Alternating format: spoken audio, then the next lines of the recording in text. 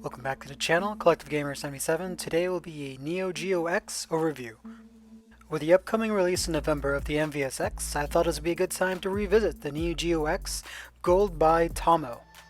In a brief partnership with SNK, to celebrate the system's 20th anniversary, the Neo Geo X Gold system came preloaded with 20 of the most well-known titles from the console's history. It was a first for its time as both a handheld and also a home console as well.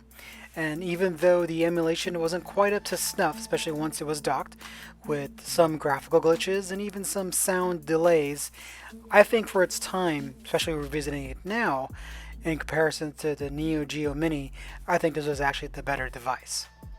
The system itself came preloaded with 3-count bout, League Bowling, Art of Fighting, Magician Lord, Alpha Mission 2, Metal Slug, Baseball Stars 2, Cyberlip, NAM 1975, Fatal Fury Puzzled, Fatal Fury Special, Real Bout Fatal Fury Special, KOF 95, Samurai Showdown 2, Kingdom Monsters, Super Sidekicks, Last Resort, and World Heroes Perfect.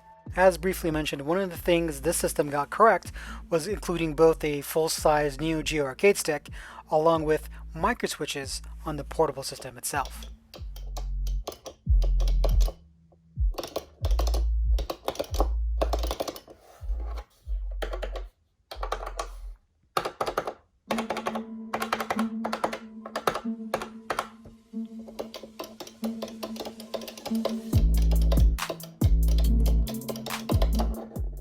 Here you can see the Neo Geo X Ninja Masters game cartridge, or at least the package for it, instruction manuals, and of course the Neo Geo console dock itself, which replicated the look of the actual Neo Geo home AES system.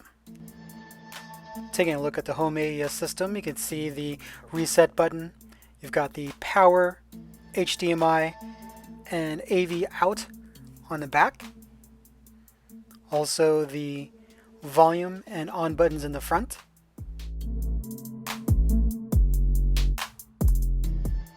Upon opening the console, you can see where you would actually dock the Neo Geo X.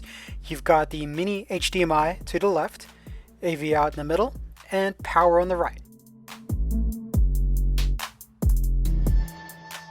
Package, you will receive an HDMI cable and also an AV out cable if you desire to use that as well. As part of the full kit for the $199 retail price, it also did come with the limited edition Ninja Masters SD cartridge. As you can see here, literally just an SD card with the Ninja Masters logo on it. This cable was included into the Ultimate Mega Pack, which included Metal Slug 2, Sengoku, Top Hunter, Samurai Showdown 3, Savage Rain, Super Sidekicks 3, King of Fighters 96, Blazing Star, Kazuna Encounter, Garu Mark of the Wolves, Shock Troopers, World Heroes 2 Jet, The Last Blade, Blues Journey, and Art of Fighting 3. Charging data transfer cable was very important, as without it, the only way to really charge your Neo Geo X handheld was to actually plug it into the Neo Geo dock. The game card itself did contain some firmware updates for the Neo Geo X, which basically fixed the video, or at least tried to fix the video, and some of the HDMI audio as well. The Neo Geo X handheld basically had a 4.3-inch LCD screen, an SD card slot, AV output, internal speakers with a 3.5mm headphone jack, along with a micro USB port in the system, used for charging the battery, of course, or updating the system if you had the cable and the upgraded Mega Pack firmware. The screen itself is 480 by 272 pixels. It's actually a 16 by 9 aspect ratio, which you can change by clicking on the upper shoulder button on the left side to either 16 by 9, which of course stretches the image, or clicking it back again brings it back to a 4 by 3, but you're not using the full screen. The handle itself does have a 8-way thumbstick for directional control. There are menu and start buttons with 4 face buttons, which include 4 shoulder buttons as well. The shoulder buttons, as mentioned, can change the screen aspect ratio, or of course, and also pausing the games. Buttons for both adjusting the volume or even the brightness are actually on the bottom of the handheld. And the handheld Neo Geo X does dock into the system via the ports on the bottom. As you can see, the mini USB, AV out, and mini HDMI are all on there. I will say I do have to jimmy the system in a little bit in order for it to fit or slide into the dock. Some folks have an easier time. I myself had a little bit of a tough time slotting it in. And here's what it looks like once it's actually docked into the system itself. Upon its release, many folks, especially a lot of YouTubers, basically reviewed the system pretty poorly. Easily, I think 7 out of 10 reviewers gave the system a bad review. I admit I am a Neo Geo fanboy, so I believe when I purchased mine, and I did wait at least about 6-7 months later, and I was able to get a discount on it. Amazon was selling it for $99, quite a bit lower than the $199 manufacturer's suggested retail price. When I purchased mine, I knew what I was getting myself into. I knew it was an emulated product. I knew that the emulation was not 100%. There were definitely, especially docked, areas of, say, poor video quality on HDMI, poor audio quality, some lag as well.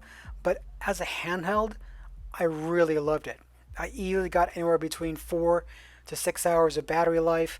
I loved the micro switch joystick, or control pad, however you want to call it. It really harkened back to the Neo Geo Pocket.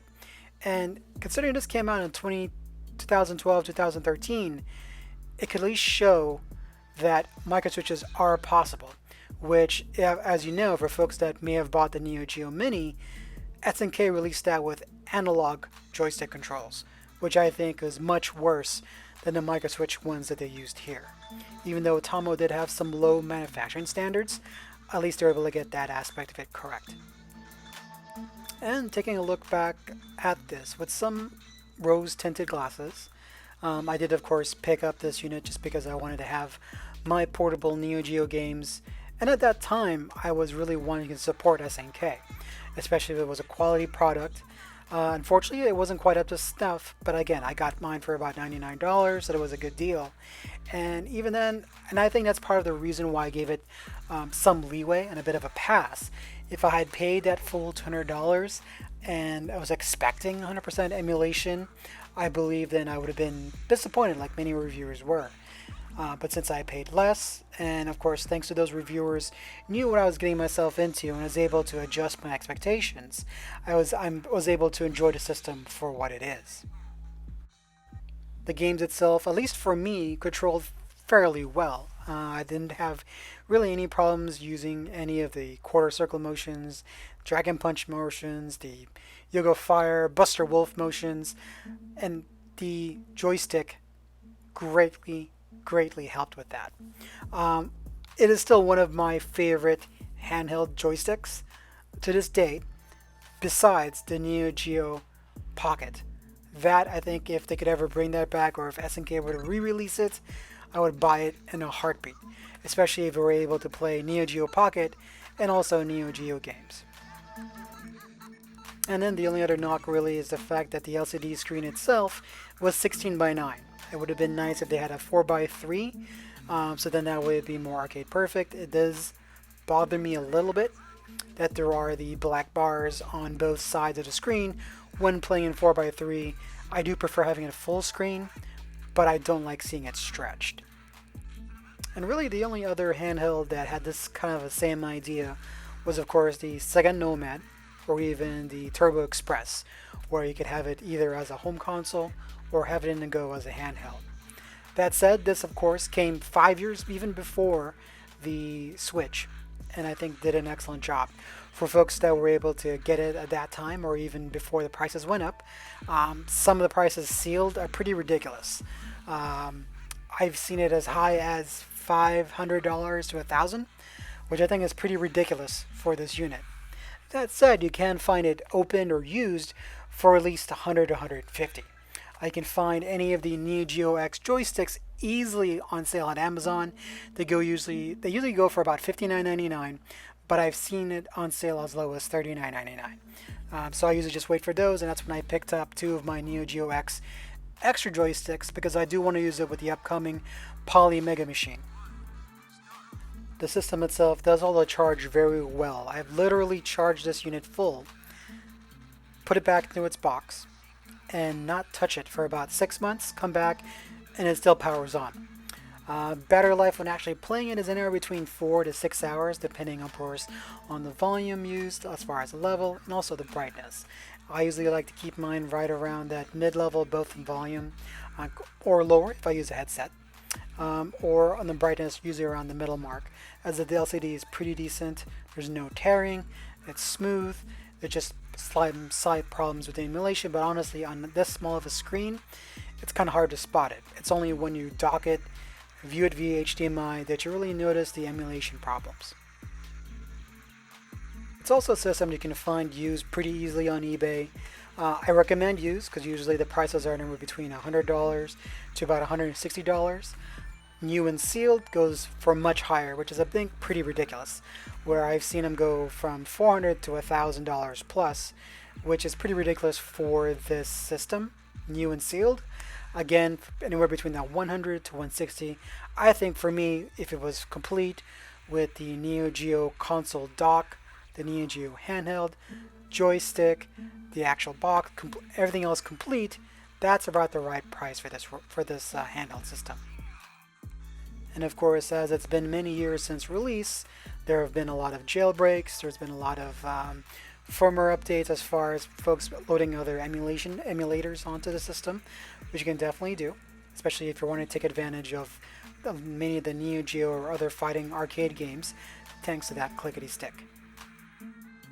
Playing this system again really makes me excited for the Neo Geo MVSX coming up in November. That is going to be, of course, a totally different system. It's not going to be handheld. It will be more of a bar top 2-player, which mimics the look of the red candy cap, and I'm definitely looking forward to that. The maker Unico has confirmed that it will have micro switches for the joystick. They didn't confirm it on the buttons. They aren't going to be Sanwa, but they'll be Sanwa-like, or at least clones. So I'm definitely looking forward to that. And it will come with 50 games with that unit. One thing I did forget to mention was that the Neo Geo X sticks can be bought separately. Usually Amazon has them from anywhere between $39 to about $59.99. Oftentimes I've seen them go on sale for $39.99, and they're excellent for the upcoming Polymega. And of course, if you're going to do other emulation, or if you're going to buy an adapter and use it actually on your Switch. And the handheld Neo Geo X itself is actually built fairly well as far as the feel in your hand. It's a good size, it's got a good kind of a rubber back grip to it that has the SNK logo. The case itself is smooth, it's just the right amount of weight, not too light considering there's what's inside it. And again, great controls, good button as far as placement, response, and feel. The only negatives again were just the emulation, especially when you're outputting to a TV via LCD or even composite. That said, it is wonderful that the system came out. I think this, the Sega Nomad, and the Turbo Express helped kind of show Nintendo, I think, what they could or should and shouldn't do in order for the handheld to be a success. I know this has me excited and anxious for November when the MVSX comes out, and of course you'll see my next video once I receive my unit. Till then, thanks for watching this quick review, and please like and subscribe.